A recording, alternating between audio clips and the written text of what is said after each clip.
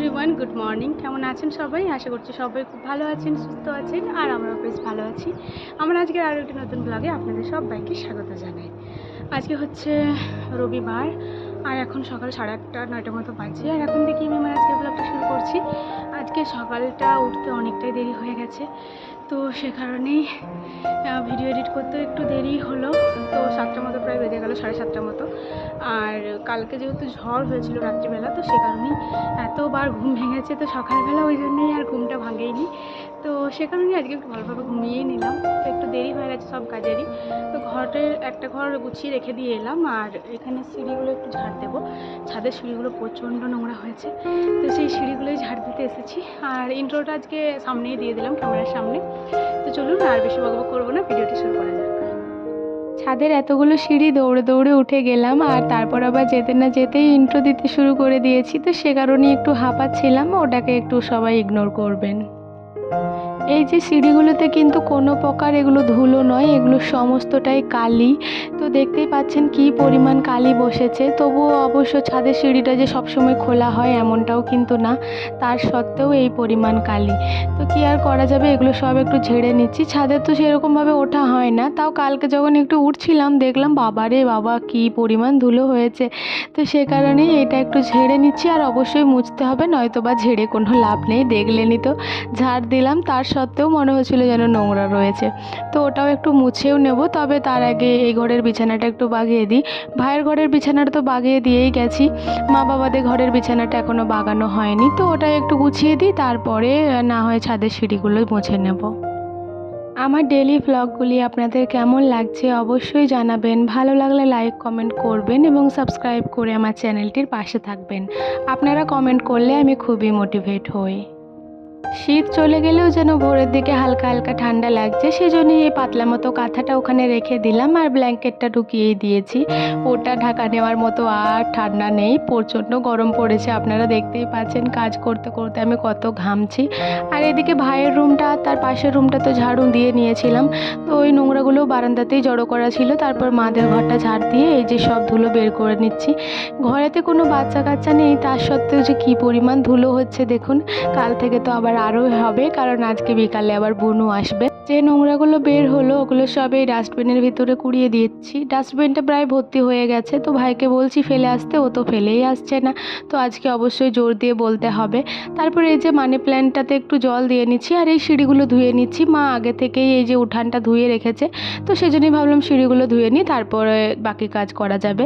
আর আপনাদেরকে তো দেখানোই হয়নি যে আমি কি দিয়ে ঘর মুছি। তো জলের মধ্যে অল্প সাবান গুঁড়ি দিয়েই আমি ঘর মুছি, এতে করেই কিন্তু খুব সুন্দর পরিষ্কার থাকে। তো হ্যাঁ, অবশ্যই একটু ফিনাইল দিলে হয়তো আরও ভালো হতো, কিন্তু এটা দিয়েই কিন্তু কাজ চলে যায়।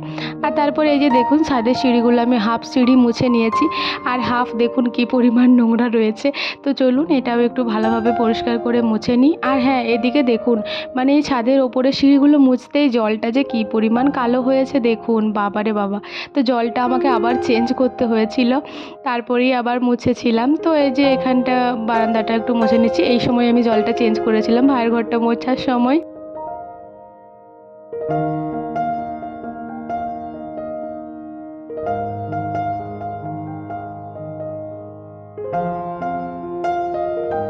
ঘর দুয়ার মুছে রেখে এসে তারপরে এই যে এখানে মুড়ি খাচ্ছি, আর ভাই ডিম সেদ্ধ করেছিল, তো ডিম সেদ্ধটা আগে খেয়ে নিচ্ছি। ভাই এক পিস খেয়েছে, মার জন্য এক পিস রেখেছে, আর আমার জন্য একটা গোটা আছে, তো ওটা আমি খেয়ে নিই। আর তারপর আজকে আবার সকালবেলা বাবা চপ এনেছিল, তো সেজন্য মুড়ি খাবার বেশি কিছু করতে হয়নি। আর গতকাল রাত্রে চিকেন রান্না ছিল। দিদিমা আবার একটু দুধও দিয়ে পাঠিয়েছিল, তো মা তো দুধ দিয়েই খাবে, আর আমি কিন্তু চপ মুড়ি খাবো। যেখানে আশা আছে সেখানেই জীবন আছে, আর এই আশা আমাদের নতুন সাহস যোগায় সব পরিস্থিতিতে নিজেদেরকে শক্ত হতে।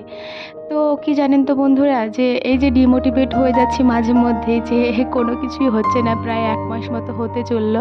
তো সেটা যখনই ভাবছি তখন এই কথাগুলোকে মনে করছি যে না, হার মানলে চলবে না, আরও অনেক পরিশ্রম করতে হবে। এতটাই সহজ হলে তো সবাই করে নিত। আর যেহেতু মামা আসবে, তো মামার জন্য কিছু ফল এনে রাখলো, ভাই এনেছিল আর কি, তো ওগুলি আমি গুছিয়ে রেখে দিলাম। বিকালে আর কি শরবত টরবত করে দেওয়া হবে।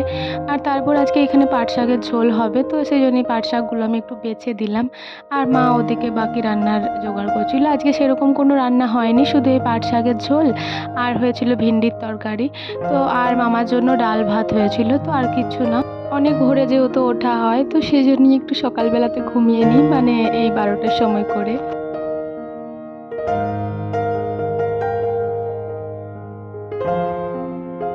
এই মুহূর্তে বিকাল হয়ে গেছে আর মামা কিন্তু অনেকক্ষণই চলে এসেছে, প্রায় 1টা-1:30টার সময় করে। তো মামাকে স্নান টান করিয়ে দিয়েছিলাম আর দুপুরে খাওয়া দাওয়া করিয়ে দিয়েছিলাম, তো সেগুলো আমি আর ক্যামেরা বন্দি করিনি। আর এখানে মায়ের চুলটা ছাড়িয়ে মাকে একটু ভালোভাবে সিঁদুর পরিয়ে দিলাম, আর গরমের জন্য এখন সিঁদুরের টিপটাই পরাচ্ছি। আর যেহেতু দিদিমা গরুর দুধ দিয়ে পাঠিয়েছিল, সেজন্যই মাকে বললাম একটু ভালো করে চাটা করো। তো তার আগে আমি 1 গ্লাস জল খেয়ে নিলাম, তারপর চা বিস্কুট খেয়ে নিলাম, আর চাটা খেয়ে খুবই শান্তি লাগলো। তাড়াতাড়ি ভালো দাও, আমার বাবাকে তাড়াতাড়ি ভালো করে দাও, তাহলে মারবো। না হলে মারবে তুমি? না, তাড়াতাড়ি ভালো করে দাও। ওনা করে নাও, নন্ন করে নাও ভালো করে। হ্যাঁ, নন্ন করে নাও। যাও যাও, ওই ঠাকুরটাকেও বলে এসো, ওই ঠাকুরটাকেও বলে এসো, আমি তো উঠবো না। তুমি তুমি যাও, ওই ঠাকুরটাকেও বলে এসো, আমি তো উঠবো না, যাও বলে এসো।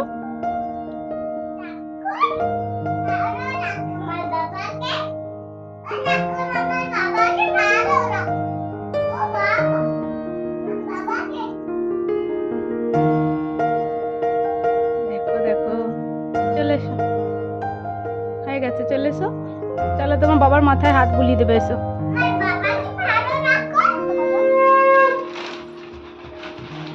মা বনু কেমন বলে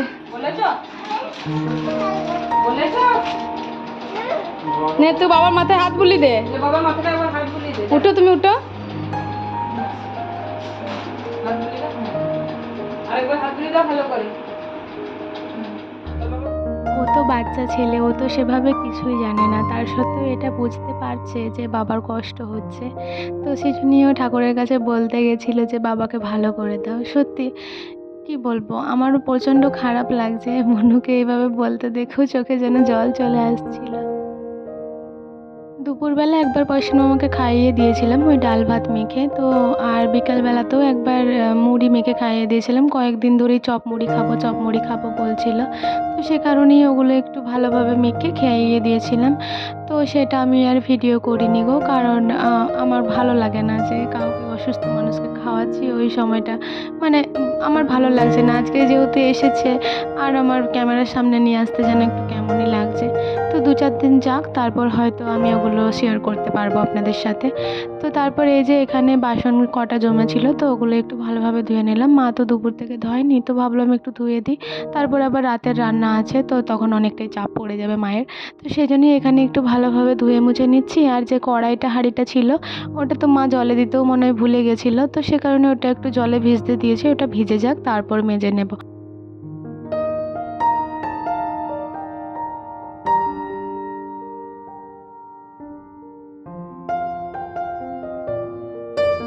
আজকে রাতের রান্নাটা মা আর মামিমা মিলেই করেছিল, আমি আর কোনো রকম সাহায্য করিনি, আর মা আমাকে কিছু বলেওনি। এই যে বাসন কোসন ধুয়ে এতটাই গরম করছিল যে আমি আবার স্নান করেছিলাম জানেন। ভোরবেলা ভয়েস দিচ্ছি, তো ফ্যানটা অফ আছে, তো মশাতে আমাকে যে পরিমাণে কামড়াচ্ছে মনে হচ্ছে আমারই রোগ ধরে যাবে। হাঁড়ি কড়াইটা ভালোভাবে মেজে নিয়েছি, তারপর ভাবলাম বেসিনটাও একটু ভালোভাবে পরিষ্কার করে দিই। বেসিনটারও চারিপাশে অনেক এঁঠো লেগেছিল, তো ওটা একটু ভালোভাবে ঘষে নিয়ে এখানে সমস্তটাই ভালোভাবে ধুয়ে তারপর আবার ওই গ্যাসের উপরেই উবুড় করে রেখে দিলাম, কারণ কড়াইটা যেহেতু এখনই লাগবে, মা আর তো রান্না করবে। তারপর এই যে মুখে হাতে এখানেই জল নিয়ে নিয়েছিলাম, তার সত্ত্বেও গরম কমেনি, আবার আমাকে স্নান করতে হয়েছিল। তারপর ভাই বললো যে আয় মাথার উপরে একটু তেল দিয়ে দিই, আর স্ট্যান্ড ফ্যানটা বের করেছি গো, সিলিং ফ্যানের হাওয়াও যেন এখন থেকেই নিতে পারছি না। তারপর এই যে ভাই একটু মাথায় নবরত্ন তেল দিয়ে দিচ্ছে, আহ কি আরাম, কি বলবো আপনাদের। এখানে ভাই আমার কি অবস্থা করছে দেখুন, বদমাইশের গাদা। তো চলুন, আমার আজকের ভিডিওটি আমি এখানে শেষ করে দিচ্ছি। সবাই ভালো থাকুন, সুস্থ থাকুন, আবারও দেখা হবে কালকে একটি নতুন ভিডিওর সাথে।